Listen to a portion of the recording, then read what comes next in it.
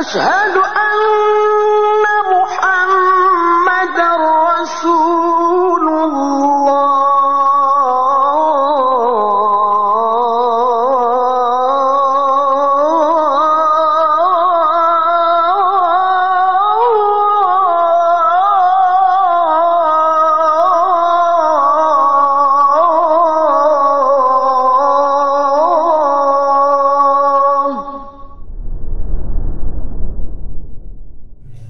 Assalamualaikum warahmatullahi wabarakatuh.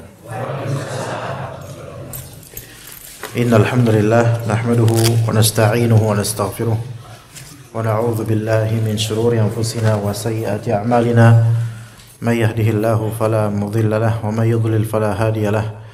Asyhadu an la ilaha illallah wahdahu la syarika lahu wa asyhadu anna Muhammadan abduhu wa rasuluhu la nabiyya ba'dahu.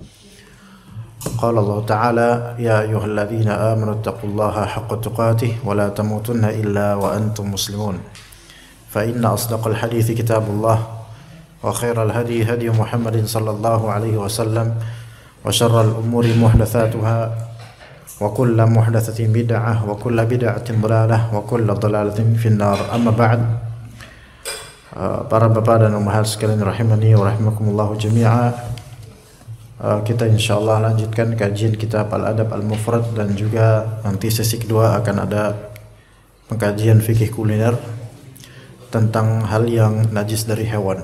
Adapun di kajian Al-Adab Al-Mufrad ini saya ambil bab ke-267 tentang at-tu'adatu fil umur.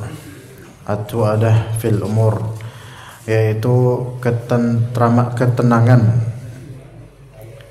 Tapi tidak ada bahasa Indonesia ya, atau tidak tergesa-gesa dalam tidak tergesa-gesa dalam permasalahan, itu maknanya.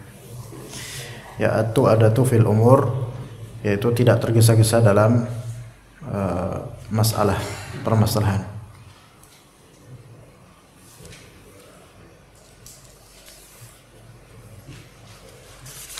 Baik.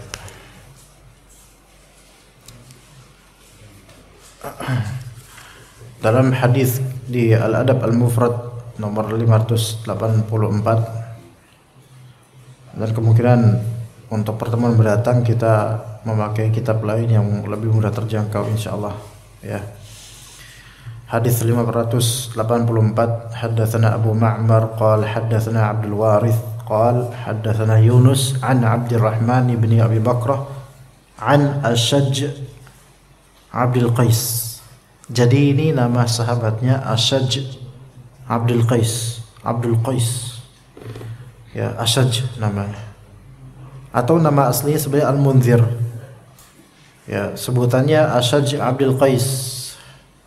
Beliau adalah Al-Munzir bin A'idh Al-Abdi. Kita sebutnya Ashaj Abdul Qais atau sebutlah Abdul Qais. Ya. Beliau bercerita, qala liyan nabiyyu sallallahu alaihi wasallam, Nabi SAW berkata kepada saya, inna fika la khuluqaini yuhibbuhum Allah. Sesungguhnya pada dirimu terdapat dua akhlak yang dicintai keduanya oleh Allah.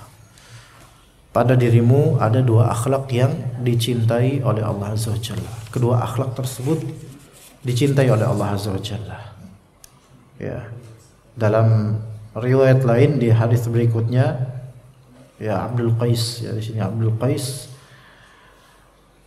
Rasulullah SAW berkata, inna fika la khoslataini yuhibbuhum Allah. Ya, pada dirimu ada dua khoslah. Khoslah itu sifat. Ada dua sifat, berarti dalam hadis sebelumnya ada dua akhlak. Yang keduanya dicintai oleh Allah Azza wa Jalla. Begitu juga di hadis seterusnya dari Ibnu Abbas, kata Rasulullah kepada beliau, kepada Ashaj Abdul Qais, inna fika la khoslataini yuhibbuhum Allah. Sesungguhnya pada dirimu terdapat dua khoslah, sifat, karakter yang Allah Ta'ala cintai. Berarti di sini menunjukkan ada karakter yang Allah cintai dan ada karakter yang Allah benci. Maka qultu, saya bertanya kepada Rasulullah, yaitu Abdul Qais bertanya kepada beliau sallallahu alaihi wasallam, wa ma huma ya Rasulullah? Keduanya apa itu ya Rasulullah? Maka kata Rasulullah SAW, al-hilmu wal haya. Al-hilm yaitu sikap hilm, sikap santun. Ini pernah kita bahas, namun insyaallah akan saya bahas ulang. Dan yang kedua al-haya, yaitu rasa malu. Nah, dalam redaksi lain disebutkan al-hilmu wal anat. Al-hilmu wal anat. Sikap hilm dan sikap anat. Jadi nanti akan kita bahas. Jadi ada tiga nama di sini, 3 nama sifat: hilm, haya, dan anat. Hilm, haya, dan anat. Mari kita kenalan dengan itu semua insyaallah ta'ala. Jadi ada hilm, haya, dan juga anat. Yang mana dalam hadis di jamak 3 hadis ini, maka dalam salah satu hadis haya yaitu rasa malu menggantikan posisi anat, dan di hadis lain anat menggantikan posisi haya, rasa malu. Lalu apa itu semua? Kita lihat al-hilm. Pernah kita bahas tentang itu. Al-hilm yaitu kalau dimaknai di Indonesia itu artinya santun. Tapi santun itu kan masih terlalu global, ya. Ya. Kalau hilm itu secara bahasa asli maknanya adalah al-aql, al-anat, dhabtun nafs. Yaitu dhabtun nafs itu kuat jiwa, tapi kekuatannya ini maksudnya adalah anat, yaitu at-tathabbut wa tarkul isti'jal wa tarkul ajalah. Teguh pendirian. Tathabbut itu artinya teguh pendirian dan tidak tergesa-gesa. Jadi hilm dan anat itu serupa, yaitu sifat tidak tergesa-gesa dalam merespon, melainkan berpikir sebelum bertindak. Dan ada sisi tathabbut. Ya, tathabbut itu yaitu tidak reaktif, dia sabat, teguh kita. Ya. Semakin dewasa seseorang, maka sifat hilm dan anat ini semakin ada. Nah, kemudian dikatakan oleh Nabi kemudian ditanya oleh beliau, oleh Ashaj Abdul Qais, qadiman kana wa haditha ya Rasulullah. Kedua sifat tersebut qadim atau hadis. Qadim di sini maksudnya udah lama saya punya atau baru-baru ini aja. Ya, maka kata Nabi SAW, qadiman, udah lama kamu punya ini. Ya, dalam redaksi lain disebutkan oleh Rasulullah SAW, disebutkan oleh Al-Ashaj Abdul Qais bertanya kepada Rasulullah, jablan jubiltu alaihi au khuliqa ma'i. Maka kata Nabi SAW, la bal jablan jubiltu alaihi. Itu Abdul Qais bertanya, ya Rasulullah, hilm dan anat tadi, 2 sifat yang mulia tadi, apakah itu memang sudah dipatenkan ada pada diriku, tabiat, ya, atau baru-baru saja gitu bentukan? Maka kata Nabi SAW, tidak, melainkan itu memang sudah diwatakkan padamu gitu loh. Maka kata Al-Ashaj Abdul Qais, alhamdulillahilladzi jabalani ala ma yuhibbullahu wa rasuluh.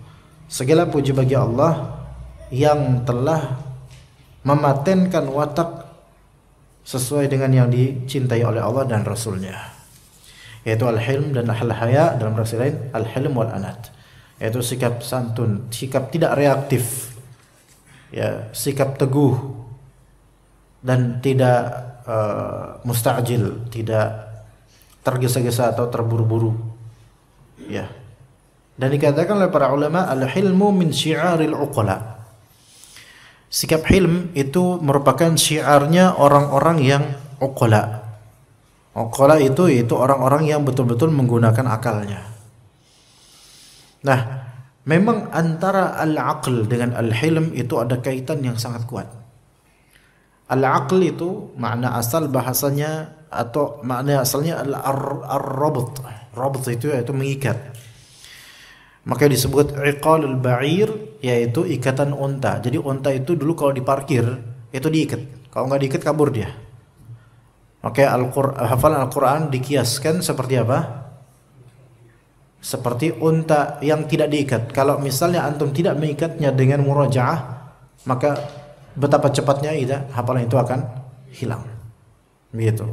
Jadi iqalul ba'ir, yaitu ikatan unta. Nah, unta itu kalau nggak diikat dia akan kemana-mana. Apalagi kalau dia masih bersifat wahsy, liar, dia akan kemana-mana dan akan sulit nanti ditemukan.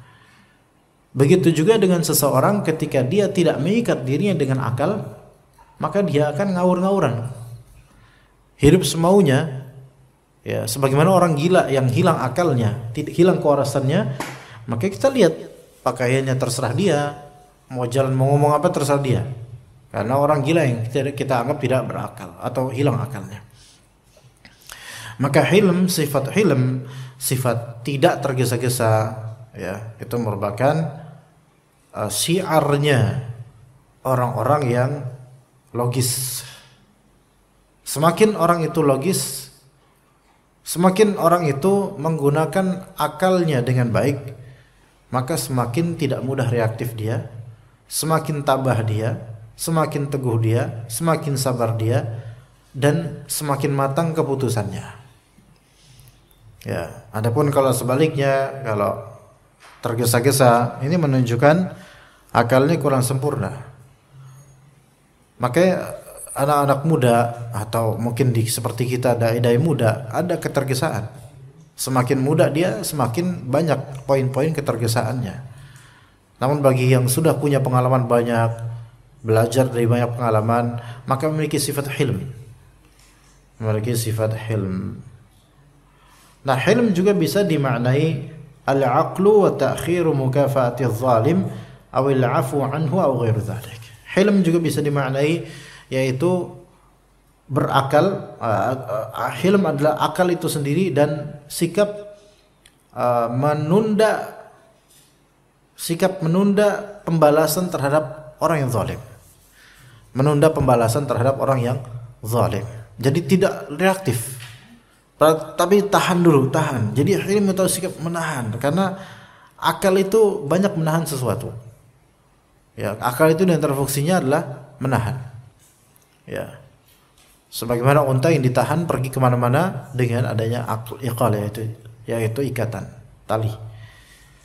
Maka mengakhirkan menunda pembalasan terhadap orang yang zalim, terhadap kita misalnya. Ya, ada yang zalim terhadap kita, maka sifat hilm, ya, kita terapkan supaya enggak langsung reaktif, karena kadang reaktif dan musta'jil atau tergesa-gesa dalam bereaksi atau merespon itu kadang enggak pakai pikir panjang dan nyesel di kemudian waktu. Biasanya gitu, akan nyesel. Orang-orang yang musta'jil, orang-orang yang tergesa-gesa akan nyesel pada waktunya. Tapi orang yang berpikir lebih, ya, ruginya lebih sedikit, insyaallah. Ruginya lebih sedikit. Ya, dalam urusan misalnya bukan kezaliman deh, dalam urusan perdagangan pun gitu. Ya, kalau kita membeli sesuatu tanpa pertimbangan, ya, tanpa melihat harga dan tanpa mengetahui ini penipuan atau bukan, kalau kita langsung beli gitu aja, bisa saja nantinya cepat nyesel. Karena ternyata kita ditipu loh kita. Ya, misal baru masuk grosiran Tanah Abang misalnya, kita belum tahu harga. Ke penjual nanya, ini berapa? Harganya dikasih mahal tinggi. Langsung beli gitu aja. Ya fadl, kalau emang banyak duitnya fadl. Tapi kemudian udah dapat barangnya, kita ke toko yang lain, kita dapatkan barang yang sama harganya jauh lebih rendah. Loh, ini tadi saya lebih mahal. Ya Bapak ditipu. Ya, mau balik ke orangnya juga susah juga, nanti orangnya juga nggak terima gitu ya. Ini, ya, walaupun ini tidak berkaitan dengan kezaliman, karena sah-sah saja dia menetapkan harga, tetapi sifat hilm pun kadang dibutuhkan dalam belanja.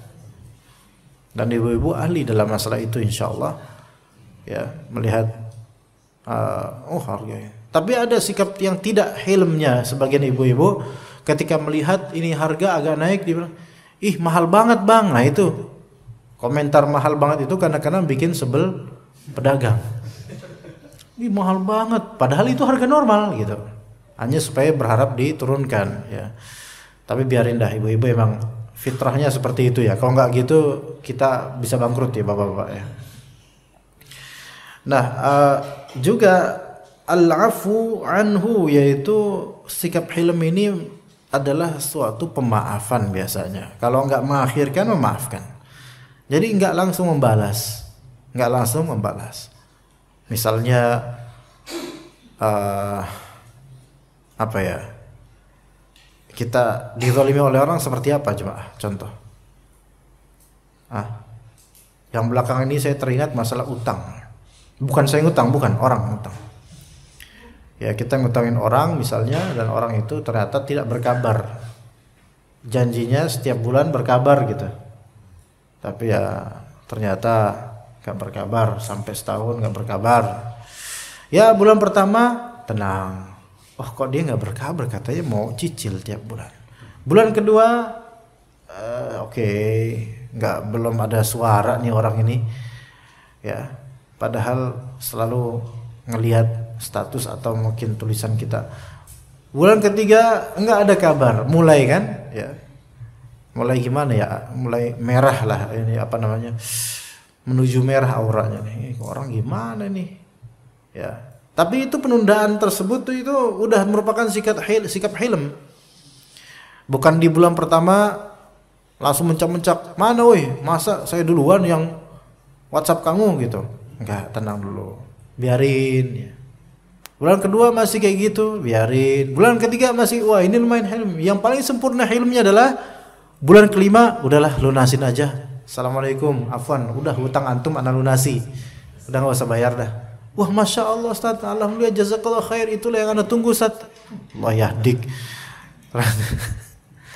Tetap sabar, ya itu hilm. Ya bagi yang sempurna atau yang enggak sempurna, tapi itu sudah termasuk hilm.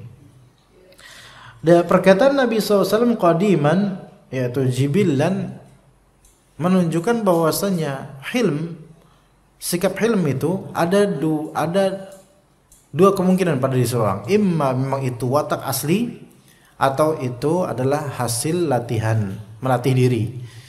Ya, sebagaimana umumnya akhlakul karimah, akhlak yang mulia, umumnya itu ada dua kemungkinan. Imma memang itu jibili itu ya itu original watak aslinya, emang tercetak seperti itu ya.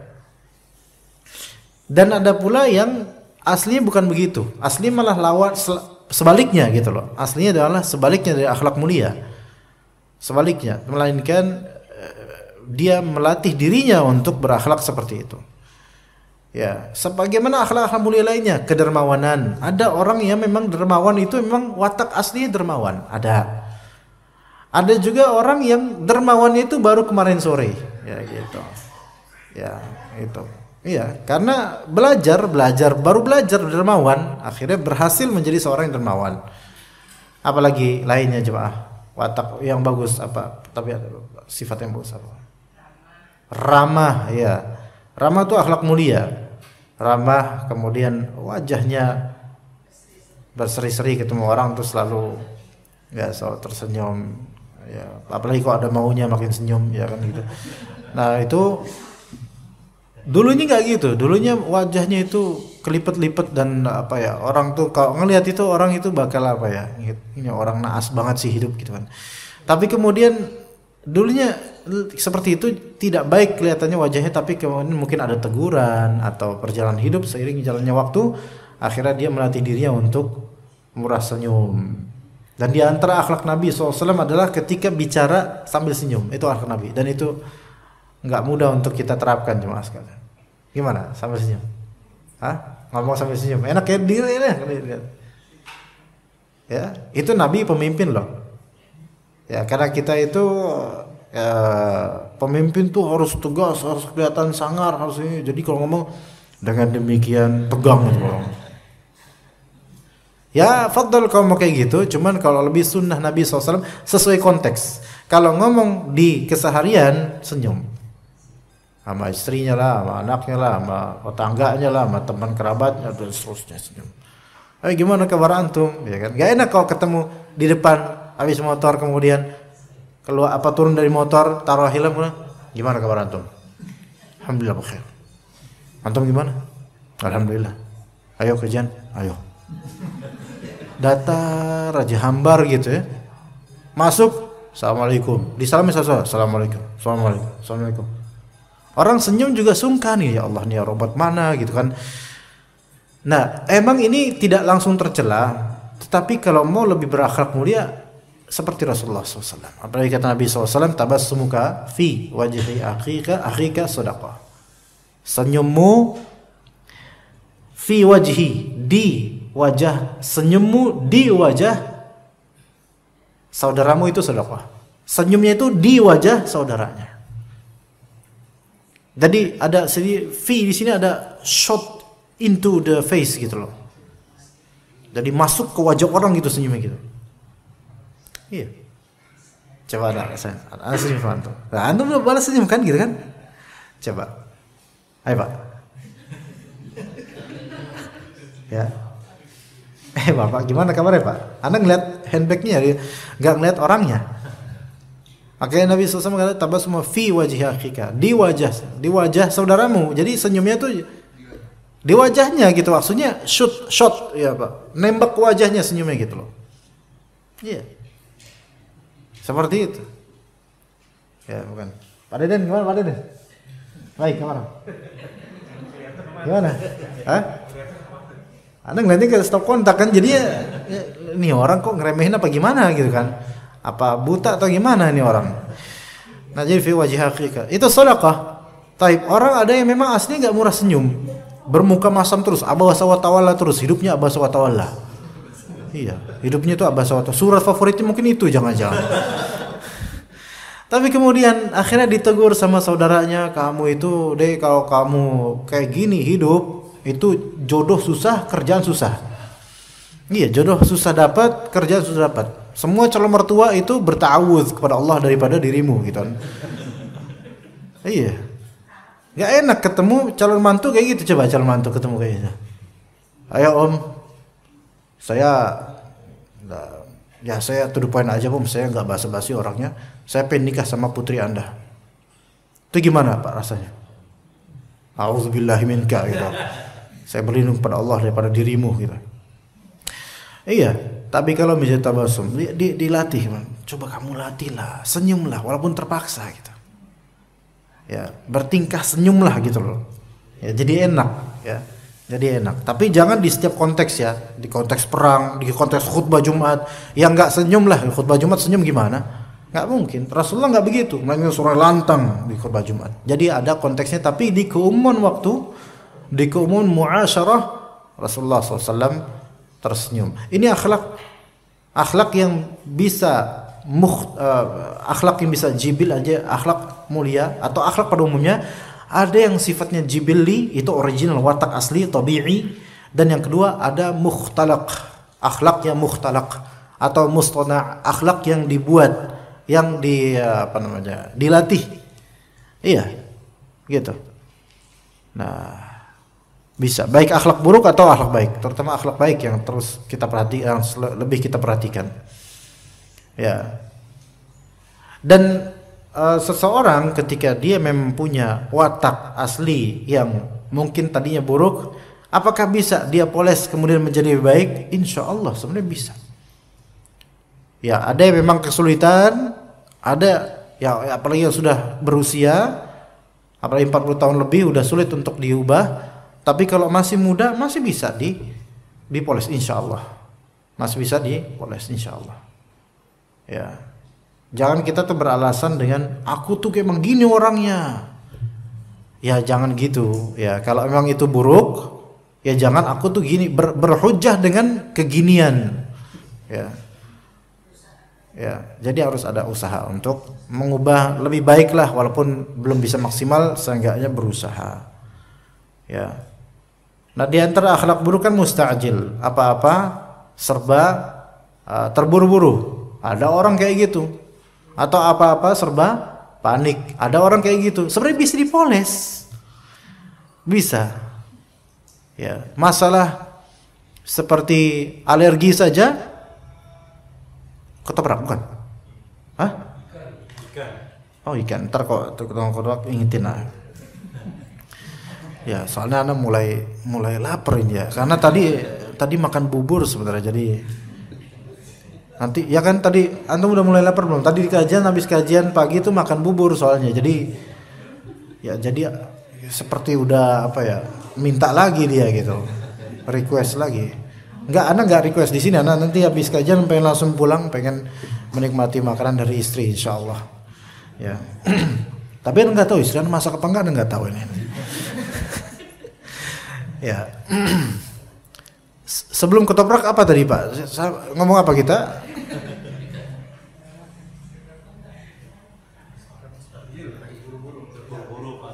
Oke, panikan. Alergi saja. Enggak semua alergi itu hakikatnya alergi. Kadang alergi itu bukan dari kulitnya, dari mindset.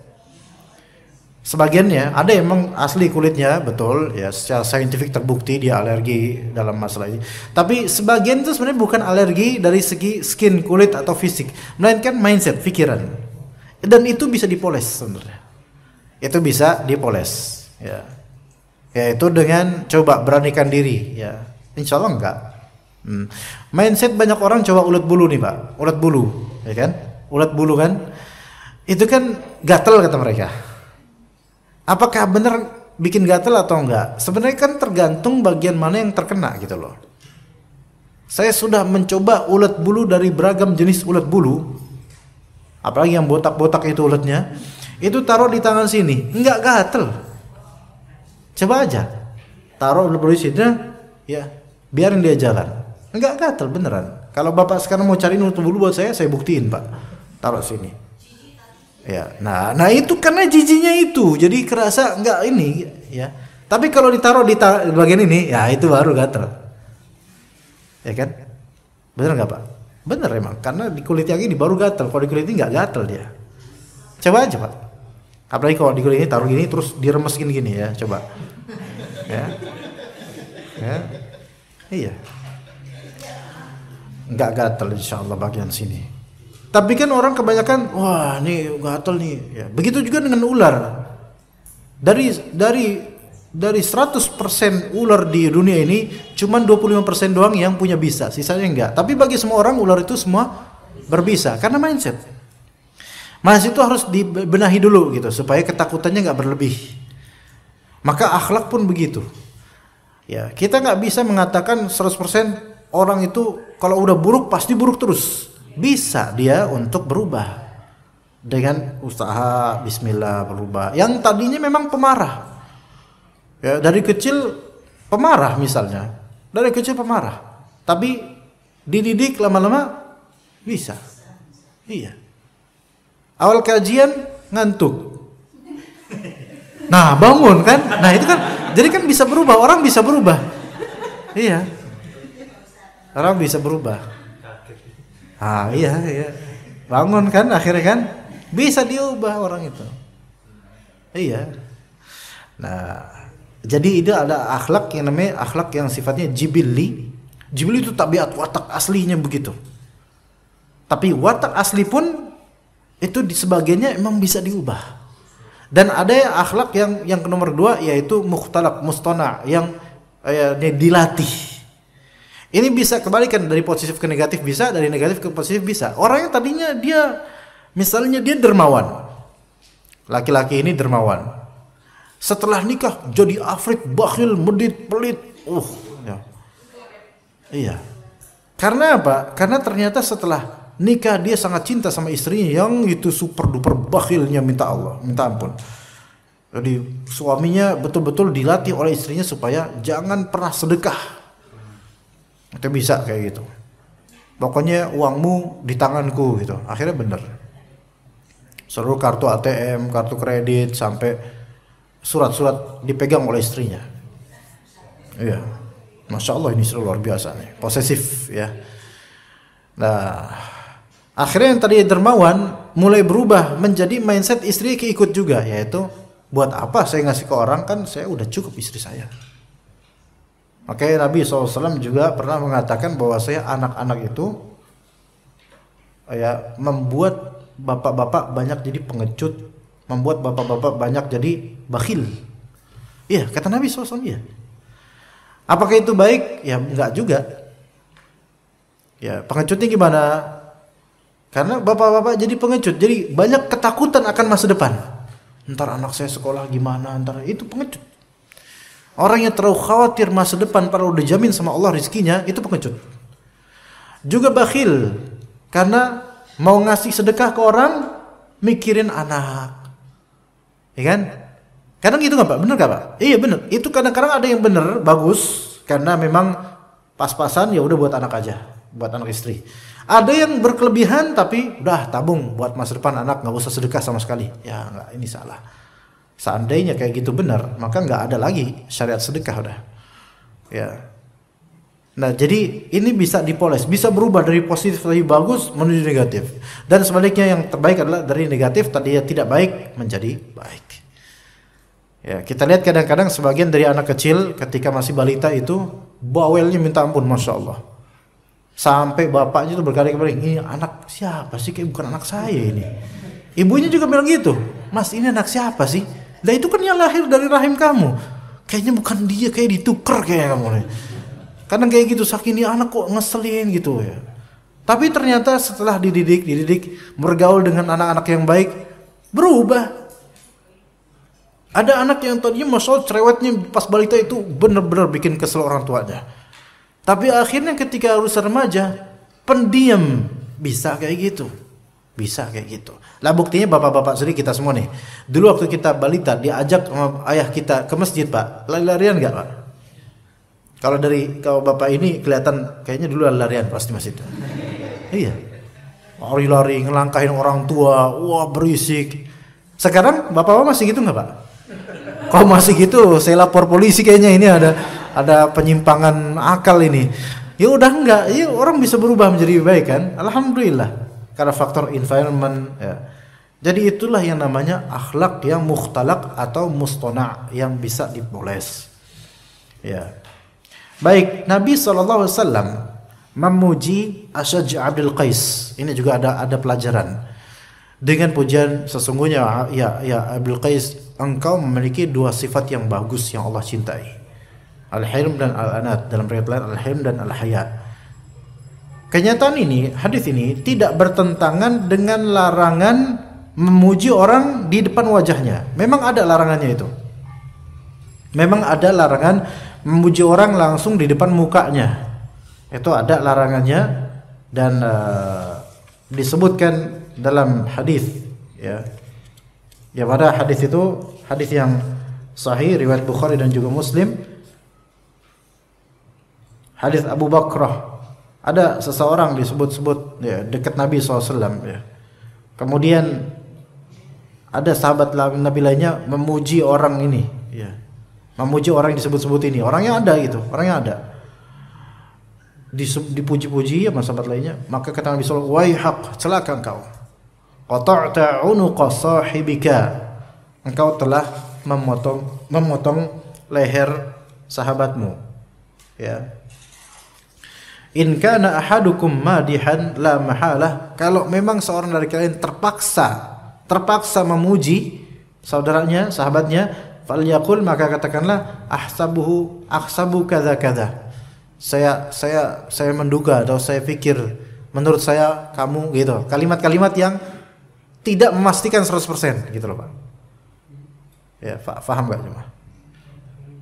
Ya biasanya kalau memastikan tuh kayak gini. Wah, kalau antum mah ana yakin deh antum tuh top TOP BGT. Nah, ini kalimat seperti ini tidak layak gitu loh. Tapi kalau menurut ana nih antum tuh Masya Allah. Nah, itu kalimat yang apa ya, tidak 100%, seolah-olah tahu 100% tentang dirinya. Maka katakanlah ahsabu kadza wa kadza. Ini uslub kalimat-kalimat yang menunjukkan hanya dugaan, hanya husnudzan. Melainkan memastikan ya tidak, ya, memastikan ya tidak.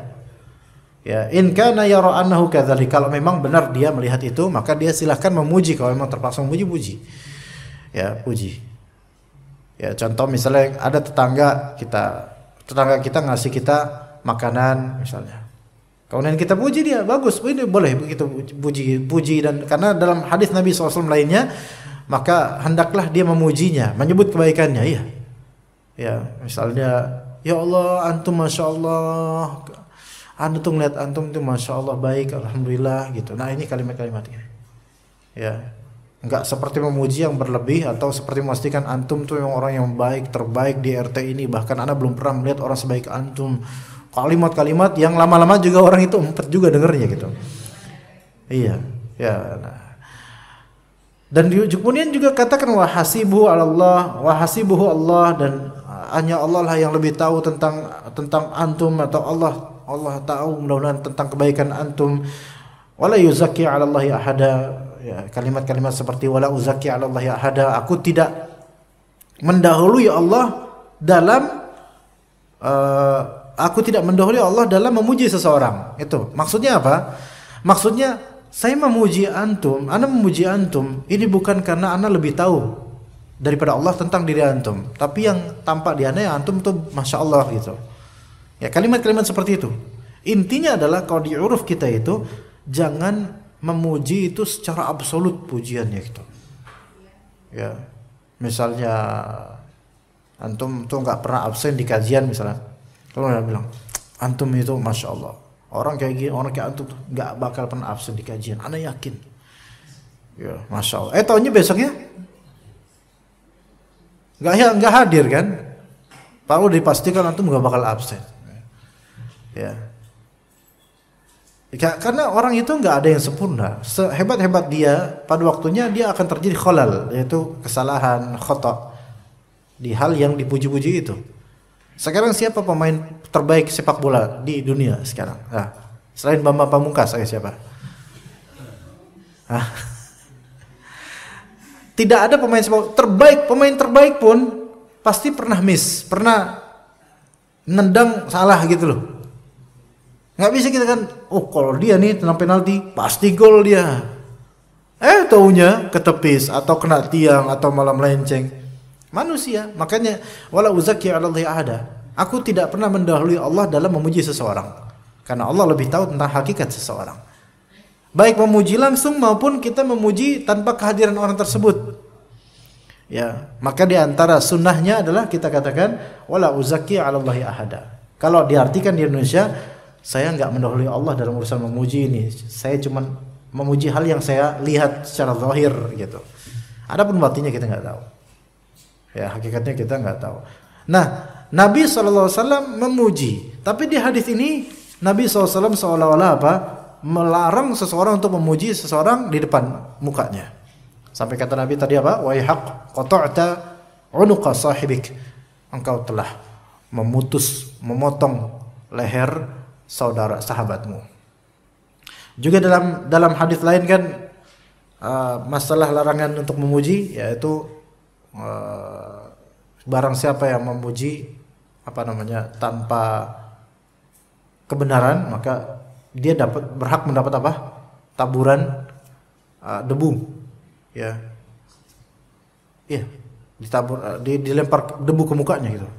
Ini konteksnya apa? Konteksnya ini kalau dia memuji, ya ini misalnya antum memuji satu, memuji sesuatu yang tidak ada pada diri orang yang dipuji. Itu berhak ditaburin debu di mukanya tuh. Iya. Ya. Memuji orang padahal pada sesuatu yang tidak ada pada orang yang dipuji itu. Ya. Karena biasanya yang seperti ini ada maunya gitu loh. Nah, yang kedua juga itu, memuji karena ada kemauan dunia di balik itu. Memuji karena ada kemauan atau syahwat dunia di balik itu. Maka ini berhak untuk apa? Ditaburin. Bukan ditaburin bunga, mati dong itu nanti. Ditaburin debu. Iya. Debu ya, bukan tanah apalagi batu kerikil, jangan. Ya, kalau dilempar batu ya dirajam namanya itu. Ya. Jadi dua konteks tadi, yang pertama memuji pada sesuatu yang tidak ada pada orang yang dipuji. Ya. Yang ini paham ya insyaallah. Misalnya kami anak putra. Masya Allah, antum ganteng banget. Ya antum lempar debu ke anak, Boleh nggak Putra? Gimana? Ini fitnah atau sesuatu yang tidak ada padanya misalnya. Ini muji apa ngejek saat itu kan? Itu kalau muji orang sesuatu tidak benar. Masya Allah antum itu Masya Allah. Antum tuh orang yang paling baik yang pernah anda temukan. Antum itu Masya Allah barakallahu fik. Yang dipuji pun bingung. Perasaan saya nggak ada baik-baiknya sama dia. Nah yang seperti ini lempar aja pakai debu ya, turap debu. Bukan pakai tanah liat atau lumpur, jangan pakai debu. Berlaku nggak sekarang jemaah? Ada nggak orang kayak gitu? Ada nggak? Kalau antum melakukan itu kira-kira gimana? Hah? Belum ada. Bisa dicoba lah, bisa dicoba. Ya, yang kedua, memuji karena diketahui ada keinginan duniawi di balik itu. Itu biasanya pujian yang berlebihan tuh biasa itu. Apa Pak? Jihan? Iya, biasanya penjilat. Nyoh, jilat debu. Iya. Makanya kalau kita memuji itu jangan bermudah-mudah juga, tapi jangan bakhil juga gitu loh memuji. Rasulullah itu memuji, tapi beliau ada maksud dari memujinya. Gini loh, di konteks ini Rasulullah SAW memuji karena sebagai bentuk apa? Targhib, supaya Al-Ashaj Abdul Qais ini beliau senang dengan itu. Artinya begini ya, kita memuji orang di depan mukanya itu, di depan wajahnya, di depan orangnya itu. Satu, jika pujian tersebut tidak membuatnya ujub, itu syaratnya. Jika pujiannya tersebut tidak membuatnya ujub, itu satu. Ya. Yang kedua, jika pujian tersebut tidak membuatnya terfitnah. Terfitnah dengan yang pertama ujub atau terfitnah dengan hal lain.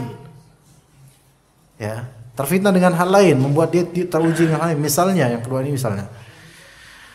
Kita memuji, ana memuji antum Pak, di depan antum, dan juga ada beberapa rekan-rekan di sampingnya. Kemudian,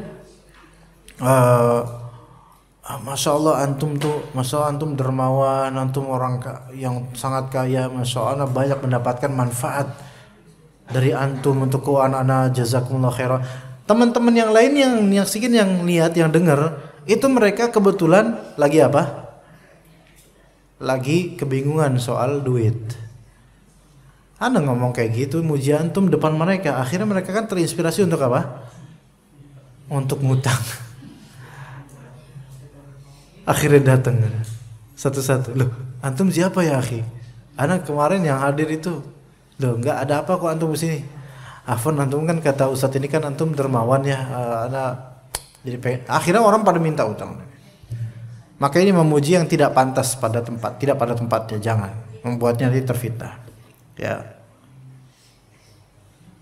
Itu diantara kriteria atau syarat dalam memuji seseorang di depan wajahnya. Dan yang ketiga, yang konten pujian tersebut, konten pujiannya itu memang ada pada diri orang itu, baru boleh kita muji. Dan tidak lebih dari itu. Konten pujian, konten yang dipuji, apa sifat yang dipuji itu memang ada pada orang itu. Ya, kita tidak lebih dari itu gitu loh. Udah cukup segitu aja pujiannya. Dan dalam beberapa konteks Rasulullah SAW mencontohkan atau menganjurkan untuk memuji seseorang. Satu, ketika memang dengan pujian tersebut orang itu akan makin membaik, maka kita puji, kita berikan apresiasi.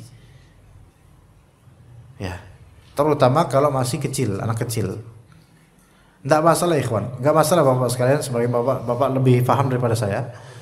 Tidak masalah memuji anak dengan tujuan supaya dia semakin semangat dan semakin berprestasi, semakin baik kinerjanya atau itu tidak masalah. Kalau karyawan perusahaan saja itu layak kita apresiasi dengan pujian, anak itu lebih berhak lagi gitu loh. Karena kan anak ini kan serpihan dari diri kita gitu. Ya. Lebih berhak. Tapi dengan tujuan apa tadi? Supaya semakin semangat anak itu.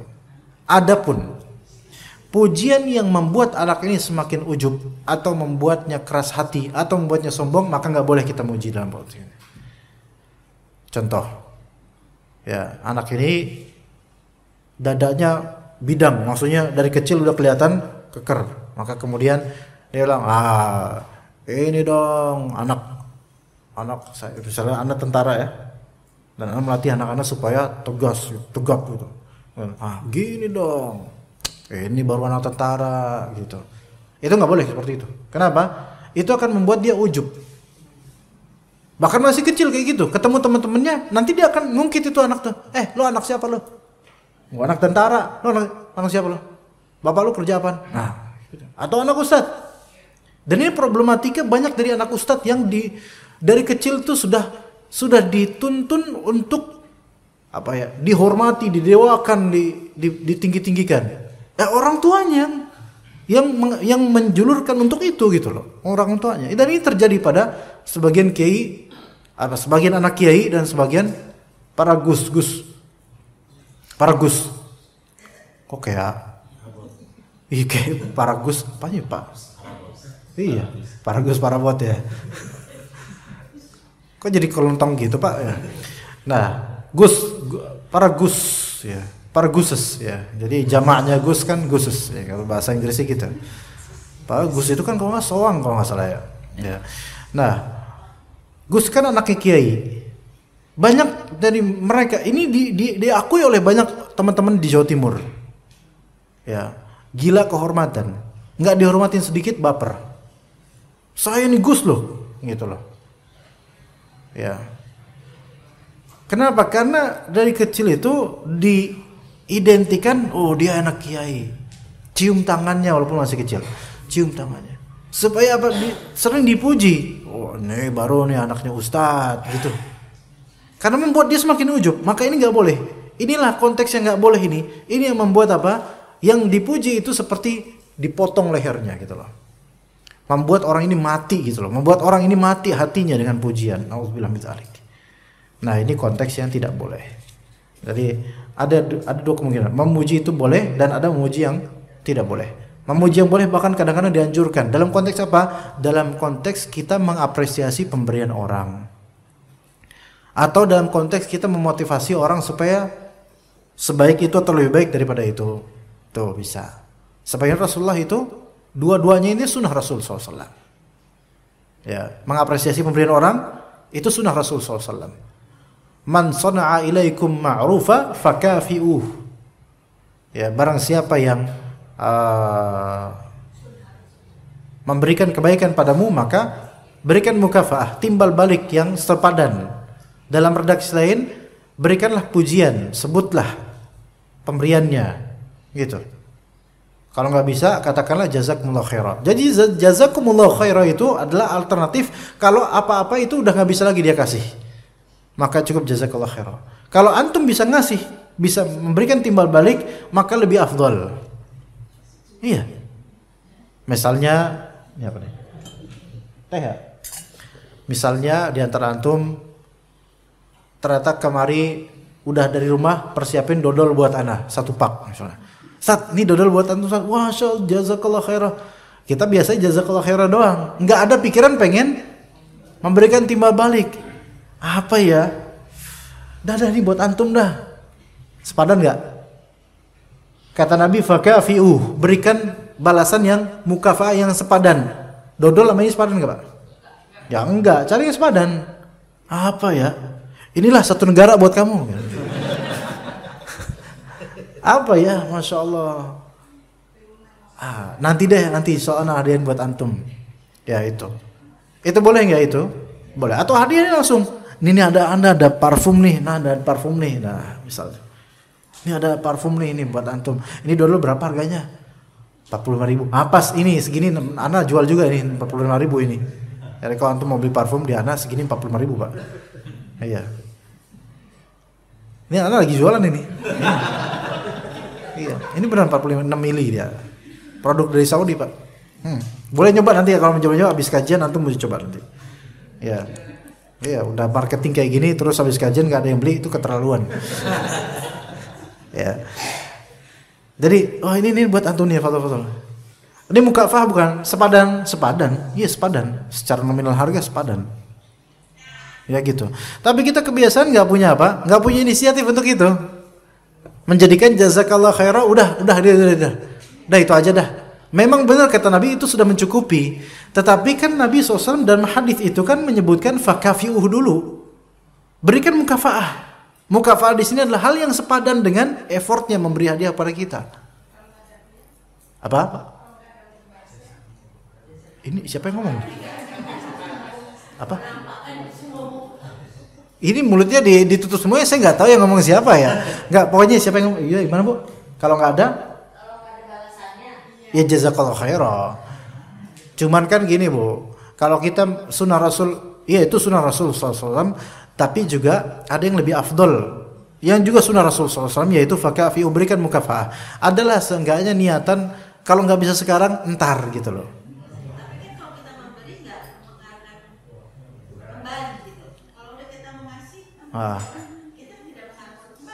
Ya itu urusan dia yang ngasih. Ya emang kita kalau misalnya memberi, jangan ngarepin untuk dibalikin, betul. Itu dari segi pemberi. Tapi dari segi penerima, ya berbuat baiklah gitu loh. Paham nggak Bu di sini Bu? Iya, kalau nggak ada ya jazakallah khairah. Ibu jangan berantem Bu, tenang Bu, tenang, jangan berantem, tenang aja. Enggak. Oh, bukan berantem. Enggak harus ngembaliin. Gini, dianjurkan berikan yang sepadan. Kalau nggak ada, jazakallah khairah. Tapi kan kadang-kadang kan nggak bisa sekarang ngebalasnya. Nah, apa sih yang bisa kita berikan kepada dia selain jazakallah khairah gitu kan? Nah, itu yang dianjurkan tuh itu gitu loh. Jangan cuman apa-apa tuh dikasih dan nggak ada pikiran apa yang biasa saya berikan. Gitu loh. Kalau kepikiran, ya pikirin aja Bu. Saya sih nggak mikirin, cuman itu pikirin aja. Iya, nggak sengaja kayak gitu ya, seperti itu. Sama tetangga terutama, sama tetangga apa yang bisa saya kasih? Ya kan kita kayak gitu dalam bertetangga. Jangan tetangga ngasih terus ke kita, jazakallah khair, jazakallah khair. Kita nggak pernah ngasih dodol kayak apa kayak gitu, tanaman kayak apa-apa gitu loh. Adalah inisiatif gitu. Itu yang lebih sunnah, lebih bagus lagi. Adapun jazakallah khair ini ucapan terakhir ketika tidak ada sesuatu something yang bisa kita mukafaahkan pada dia gitu. Ya, seperti itu wallahu alam ya. Ya, jadi memuji orang yang memberi kita apresiasi itu bagus, dan memuji untuk memotivasi juga bagus. Ya, wallahu alam. Untuk adab mufrad kita sampai situ, insyaallah kita lanjut dengan kajian fikih kuliner selain insyaallah. Sallallahu ala nabiyina Muhammad wa ala alihi washabbihi ajmain.